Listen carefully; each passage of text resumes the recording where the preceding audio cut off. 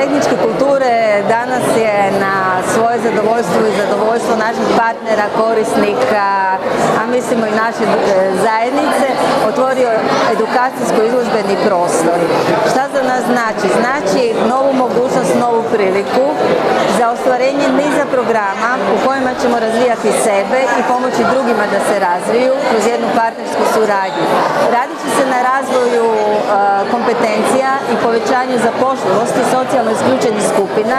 Na tome mislimo na mlade bez roditeljske skrbi, sa posebnim potrebama, osobe sa invaliditetom, nezaposlene, žene žrtve nasilja, jer ideja razvoja ovog centra je bila i ostvarena kroz projekt Reconnect, financiran kroz sredstva Ministarstva mladih i socijalnih politika, i financiran je isto kroz projekt Work is the Key, što je financirano iz sredstava Europske unije, i unutar njega će se razviti i ženski klub kroz koji će se pomoći ženama da kroz razmjenu iskustva, učenje, lakše nađu put ka novom životu i prema zaposlenju, što su već i naši rezultati u ovom projektu.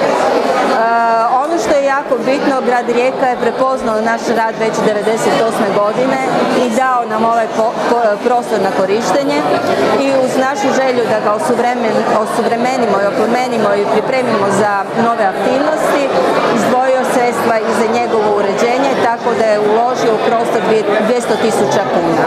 Znači dio smo uložili mi iz naših samofinancirajućih djelatnosti, a drugi veći dio je uložen iz europskih fondova. Ja nisam uzbučen, ja sam zbunjen, a objasnit ću vam i zašto. Zato što svaki put kad dođemo ovdje nađem nešto novo. Proširene prostorije, sprijeda, strane, na katu, sa strane, preuređene prostorije, i naprosto je fantastičan taj entuzijazam koji Centar za tehničku kulturu, zahvaljujući svojim članovima i vodstvu, ima. Bilo bi naravno svima nama puno bolje i jednostavnije u životu kada bi mnoge druge udruge slijedile put Centra za tehničku kulturu, koji dakle ne čeka samo sredstva iz javnih izvora, bez obzira o kojem se proračunu radi, nego upravo koriste ono što eto već duži niz godina postoji kao mogućnost da toga će biti sve više, a to je da osmišljavaju programe i kandidiraju na različite fondove od europskih pa do drugih, u čemu je centar izuzetno uspješan i zato ima ovako dobru aktivnost i može iznenaditi i nas i naravno sve korisnike centra sa nečim novim, ne samo u prostornom smislu, nego i u programskom smislu. Danas smo se našli jer nam je ovo završilo 20. ljeto na Školjiću, radionice besplatne koje smo ponudili djeci i mladima da malo upotpune ove ljetne praznike. Danas možete vidjeti što su oni izrađivali. Na 20 radionica smo im ponudili. Neke radionice su znači bile kreativne, vidite njihove radove. Ovdje možete vidjeti od likovno-kreativne radionice, od male škole ekologije, robotike, programiranja, radionice fotografije i ostalih radionica.